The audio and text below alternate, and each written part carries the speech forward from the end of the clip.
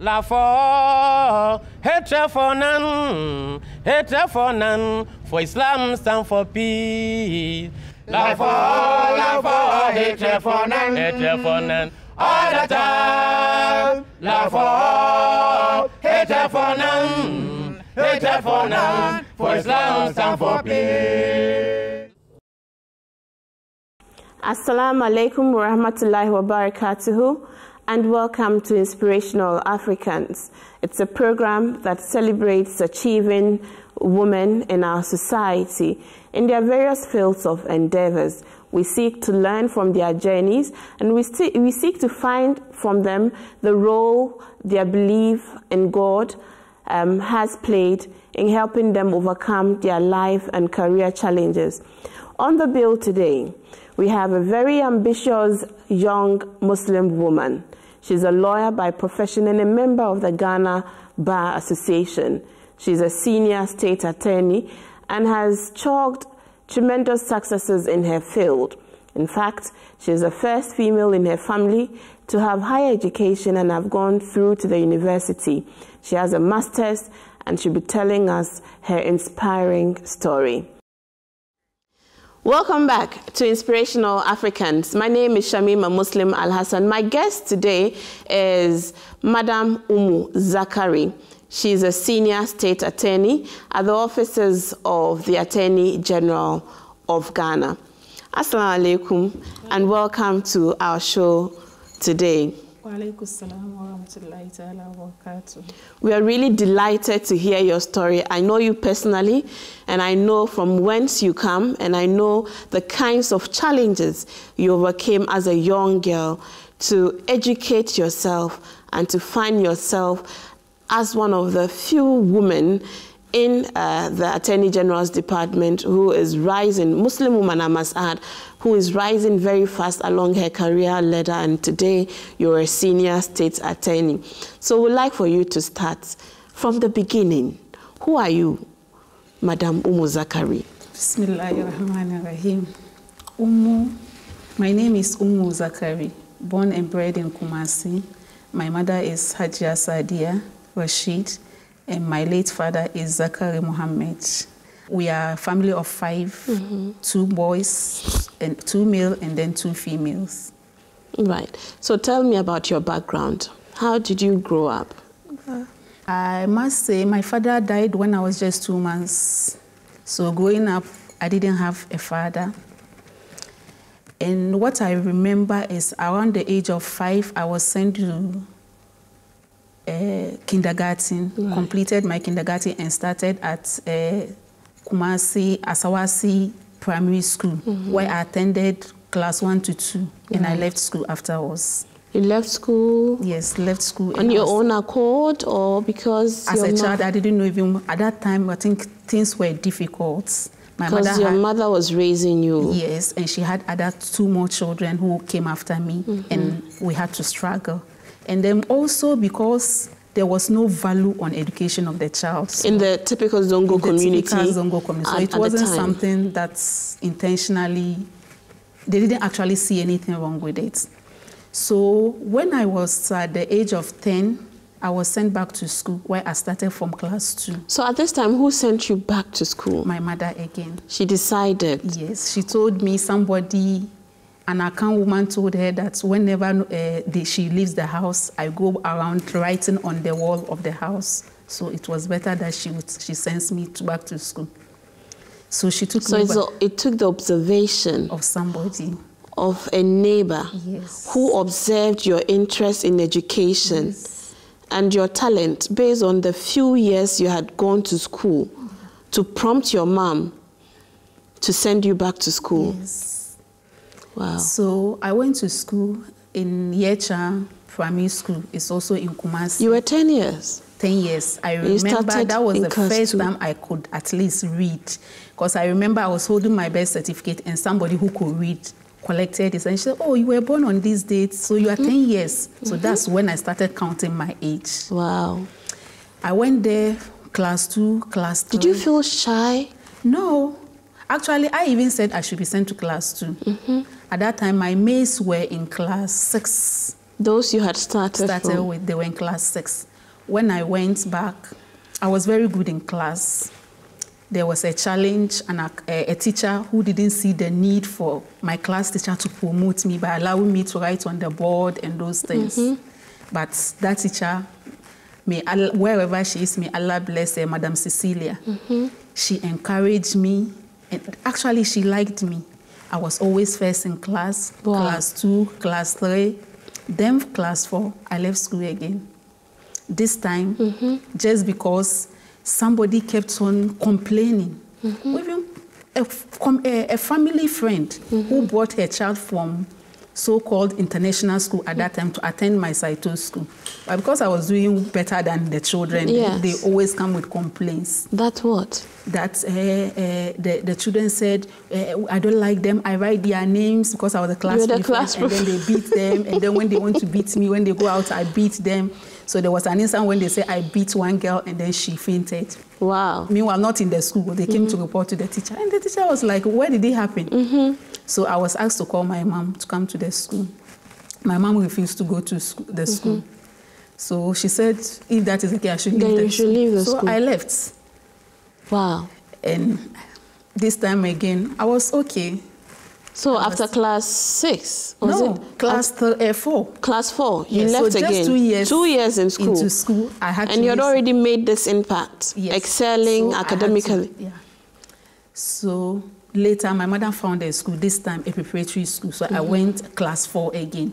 Right. So it was at that level that people, and it was the last batch they were going to introduce JSS at the time. People encouraged my mother to send me to secondary school. And my teacher said, no, I have to go to secondary school. I shouldn't go through the JSS system. So I wrote for entrance exams at TI Ahmadiyya for Mina. I passed. Wow. I got scholarship. And my mother said, you can't go because a Muslim child from my community cannot go to a boarding school. This is your mother at this time? Yes, this is another challenge. And she said, but yes, we'll take you to school if you want to go But you won't go to boarding. Her fear was what? You know, it's like boarding school, the Muslim child is going and she'll get spoiled. I actually understood it at that time. So I went to Pentecost Secondary School. It's a private secondary school. Started Form 1. A teacher there, a Muslim teacher, was teaching science. Realized I was doing well in the science. I think he marked our papers and then he traced me. Okay. Luckily, he knew he normally comes around our area. So he told my mom that they should take me out of that school and send me to a public school where I will get the opportunity to do science or at least do a better course. So I left school waiting to be sent to a good school. A good school. Then I was at home.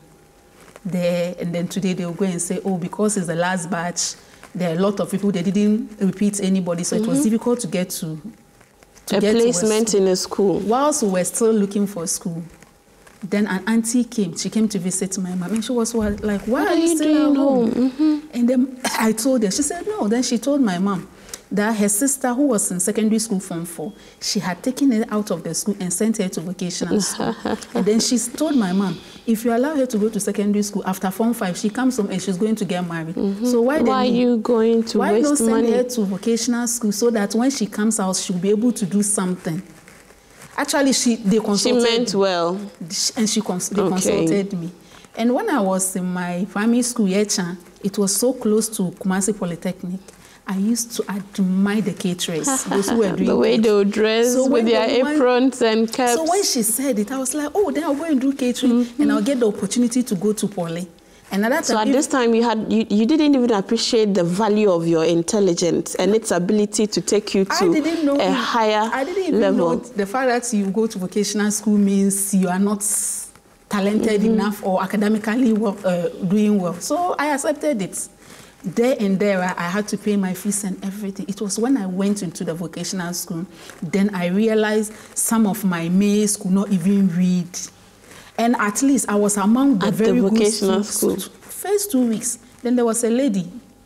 She said, I'm not going to stay here. I can't stay with people, excuse me, who cannot read and write. So she left and went to Yasentua Secondary School. And I told her, I can't go and tell my mom after all the expenses that had been made on my... So I didn't go to tell my mother anything. I went to vocational school, inshallah, did my catering, wrote my exams, MVTI 1 and 2, and I came out. As a certified caterer. Caterer, waiting to go to Polytechnic to do catering. Then another challenge. Because of the HND, introduction of HND, our qualification was not up to the level we could go into HND. So we were asked to go to Sunyani Poly to top up before we can come and do HND. Then again, my mother said, you can't leave Kumasi and go to Sunyani. And go as and a Muslim. There, where nobody will be there to watch you. So another story. But I'm somebody, whenever I'm confronted with a challenge, I always find a solution to it. Then one day I just told my mom, well, since I can't go, I want to do something to help my community. Then somebody came and told her they were training girls to send them to Saudi Arabia to learn nursing. So I said, well, then I will do, at least if I become a nurse, it's a contribution towards your society. So I got interested, and then later it didn't happen. So it was at that point that I told my mother that I want to write my O-level and go to, at least to go to teacher training school so that I will be able to teach and impart knowledge. I was able to write my O-level. Before the results came, I had already enrolled to do my A-levels, waiting for the results of the O-level. Thankfully, when it came, I had passed, and then I continued with my A-levels. Right, so you passed your A-levels, you passed, what did you do? So when I passed my A-level now, the opportunity for me to go to university, and I took it instead of going to the training college. So you got admission into the University of Ghana, and you opted to study law? No. No? First degree, I did political science and study of religions. After which? After which, I applied to do the postgraduate law, LLB. What informed your choice to do a lawyer? I'm sure this is not a period where we saw quite a number of young Muslim women doing law, right? At the time that I decided to do my A-level, the only lawyer in Kumasi, we had only one lawyer in the Zongo community. Woman? A man. It was Abdul Karim. Wow. Yes, he had just completed his law school. And my brother also had this ambition to also read law. But before then, when I was doing my A-level, I had this assistant headmaster who was always encouraging me to pursue higher education and do law. And he told me I could make it and then go and do law. And he said he wants at least me to be the only Muslim lawyer in my community, and that will be his contribution for the community. And he has achieved that. And he always says it, and he will tell me that, don't go and get married. The day they are getting you married, I'll come there and stop the marriage. Wow. So he must be very proud now, right? I don't think he's even alive. He was very old at that time. So he even told me that at that time, the universities in Ghana were on strike. He even told me I should pursue my A-level so that when I pass, I can go to Nigeria. So at the time that you got admission to do the law, how many Muslim ladies did we have in your class? Only one. We were two. So there were just the two of you in your graduating class? In my graduating class, we were three. Wow. So we came to Makola to meet another Muslim lady, so we were three. What was that experience? At this time, you've always covered your hair, right? Yes. So you always identified as a Muslim woman. Did it affect your admission, especially when you had to do interview to gain admission? It didn't. It actually worked to my advantage. Because the question, normally the questions will center on my veiling. Yes. So, and this is so when you went for the interview, aspects on. If you ask me about my religion, then I'll get the opportunity to express myself. So whereas other people might have felt that if they put on their veil and appeared before the interview panel, it could work negatively against them, you didn't have any such concerns? I had it, but I told myself, so be it. If Allah doesn't want me to get admission, I'm not going to get it. But if I'm going to get it, whether I'm in veil or not, I'm going to get it. So the veil actually helped you get admission into the law school at the University of Ghana, you think? Yes. Actually, at least it didn't disqualify you, yes. Did you have issues with lecturers wearing veil in class during the period throughout your study of law? Respect. What kind of respect you would say? You know, the way they treat you. I remember I was in a class with a Muslim sister. Sometimes I have to come to her rescue. Even if she wants to talk about Islam, they will ask her to shut up. Wow. Yes. And even the way my miss interacted with you to me is different. So it always gave you respect. And some of the lecturers, when they see me, they are happy and they encourage me. Have you always veiled? I started, actually, it was a promise to God that if I started with veiling Jimsa in Kumasi, and then I told myself that if I get admission to Legon, I will veil throughout. From day one. And you've kept that promise. Inshallah, I did. But we know that the law profession is one of the most difficult professions. We've heard women say that female lawyers are not allowed to wear their veils to appear before some judges. And you have similar challenges, don't you, or not? No. What happened in your case? It was a challenge because before I was called to the bar, my advocacy lecturer said that this is going to be difficult too, because this is the first time we even had somebody in a veil in a law school. I don't think these people will allow it, but we'll try. He even promised me that he will talk to the Chief Justice and they will see what they can do. And he told me to write a petition. But actually, I didn't pursue it. And I was determined to do my law, even if I don't need to veil. Because for me, the dress code for a lawyer covers almost all your parts. One guy, a Christian guy, asked me, he was my senior, asked me, how am I going to cope without my veil when I become a lawyer? And I told him, so far I'm going to wear a suit, long skirt with the gown, and the wig to cover my head. You don't have a problem. I don't have any problem. I told him. So when my advocacy lecture asked me not to veil for my mood, that is the practical aspect, the reason he gave was that he thinks judges will bias towards me because of my veil. Right. Yeah. So I agree with him. On that day, I went without my veil, but I put on my wig. Okay. Yes. So when my first day in court, I was going to court with my senior. I started with Bimi and Co. My senior. I bought my wig to cover my hair to go to court. At least the wig will cover my hair before putting on the court wig. Right. When we got there, he said, no, don't change. Let's go inside this court. And test. Then he said, this court is a commercial court. You are not supposed to wear a wig. So let's go with your veil. And test the system. So sometimes you just have to be brave enough to test and challenge the system. Even though I wasn't going to do anything, I was just going to be supporting. Yes. So he introduced me as a counsel. What was the reaction of the judge? I didn't like her reaction. She was a female. Didn't like her face. But since she couldn't say anything, I was okay.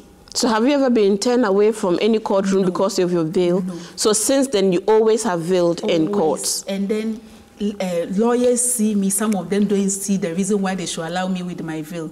And they will tell me that... These are your colleagues? Senior lawyers. My colleagues never, because I have been veiling throughout. So they never don't have an issue with you. But the senior lawyers will be, who were in class with some senior Muslim ladies who never veiled. Why are you veiling? And during that time, another lady also started veiling. So we were veiling. At least I had somebody who also came to help me. Later she stopped. When I asked her, she said, the pressure. The pressure. The pressure was too much. Yes. But you have subsisted and you have risen and you are now a senior state attorney at the Attorney General's Department. Has it come without any challenges at your office? Well, I would say, yeah, for challenges are part of life. Even when I was being interviewed for the position, the then Deputy Attorney General, also from Kumasi, was so happy to have me on the as part of those who were going to be recruited, just because he saw me as a role model for my community. Right. And he even said he would post me to Kumasi to serve as a role model for my community. So this is somebody who had, like, he believed in me, and he wanted me to become a role model. One day he was talking to a senior state attorney and was telling her my challenges. And she said, and she dresses like this, referring to my veil with her left hand.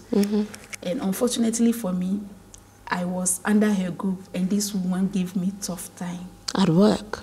Yes. She frustrated you? She did. She did. I became so frustrated that I even wanted to leave the place. Wow. Yes. Did you? No.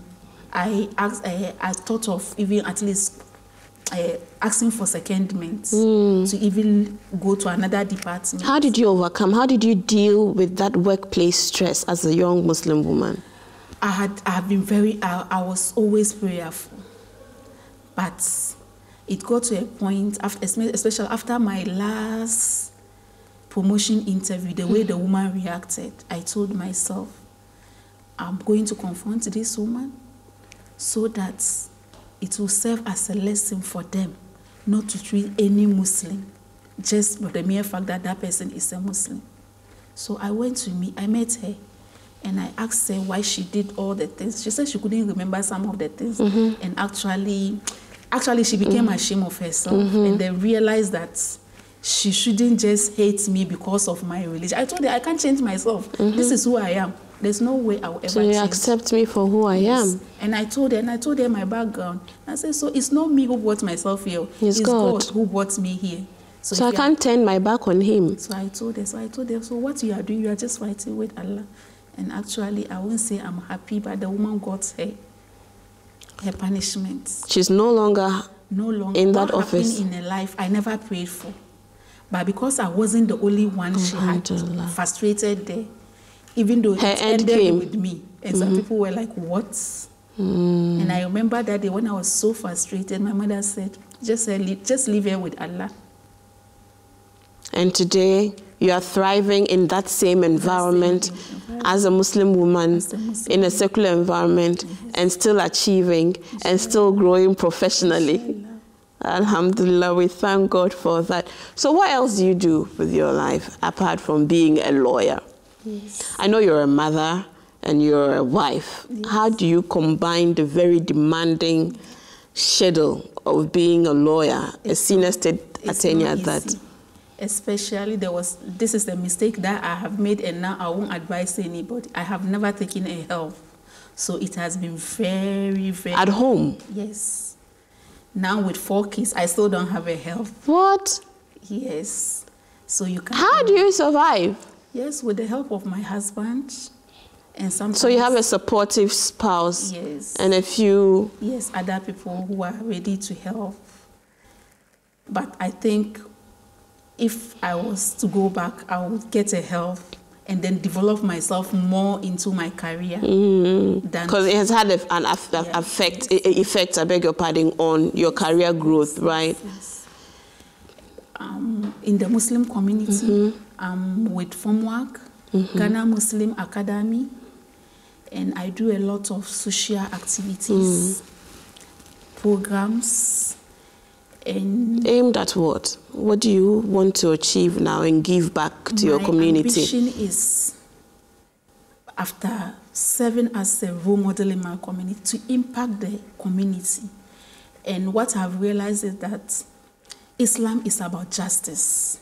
And it's this passion that led me to law.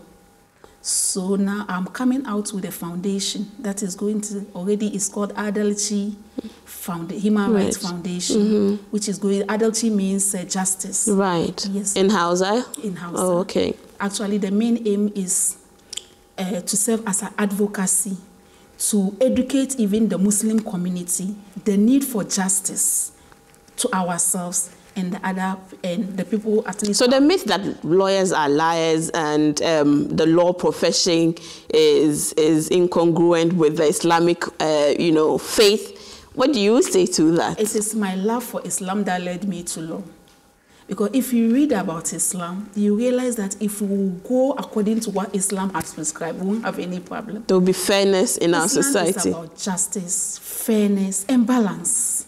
And that is what law is about.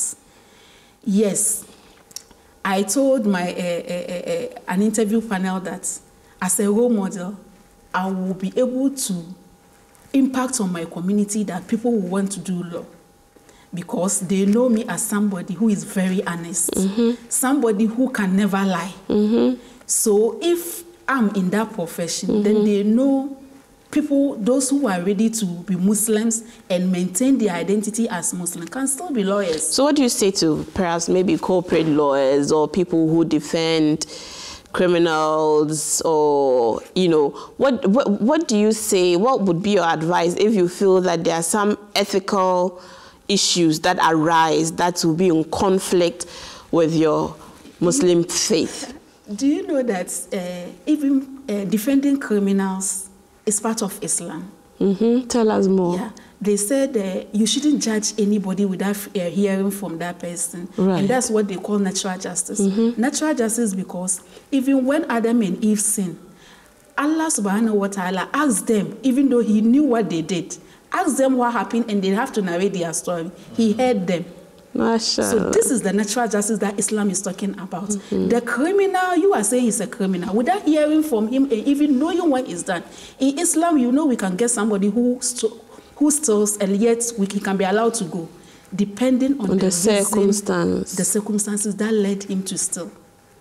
So this is Islam.